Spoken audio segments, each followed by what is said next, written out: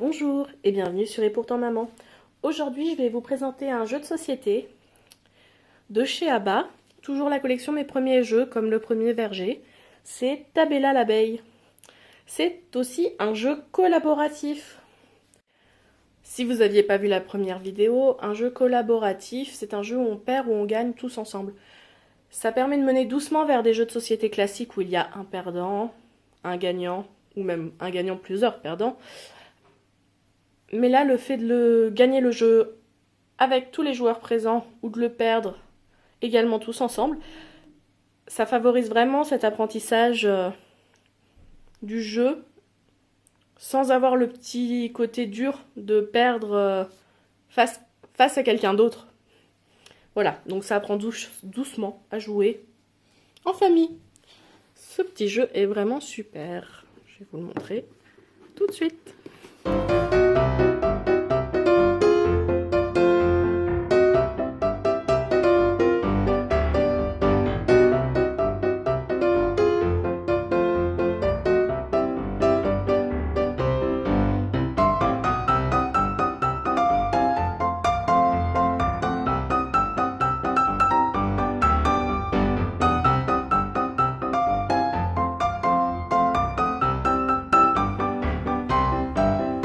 Et voilà.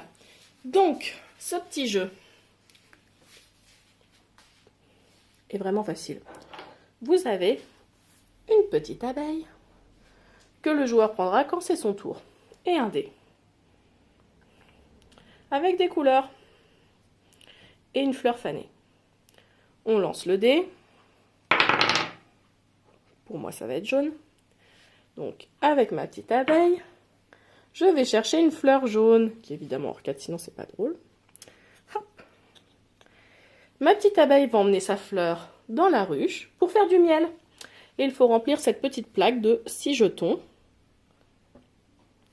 pour remplir donc le pot de miel que vous voyez dessiné. Donc il va falloir réussir à transformer 6 fleurs.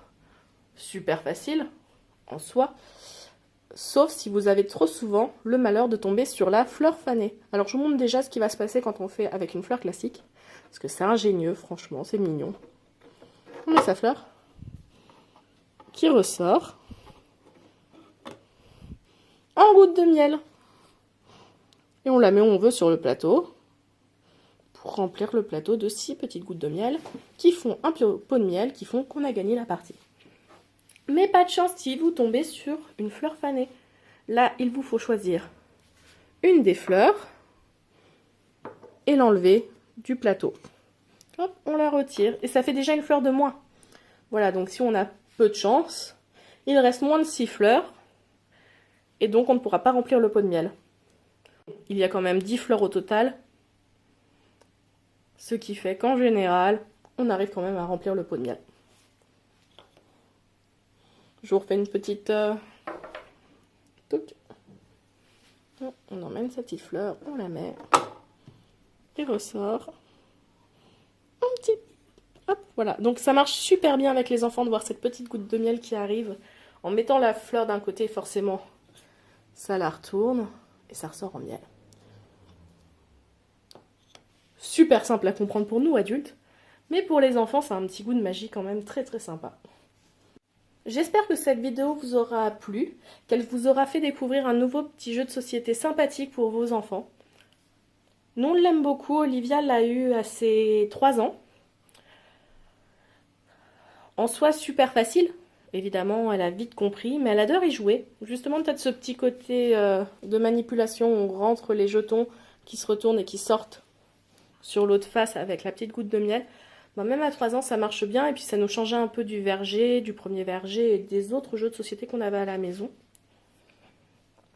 Pour les plus jeunes, ça permet également de revoir les couleurs, comme dans le premier verger en fait, où les couleurs sont abordées par le dé et les fruits.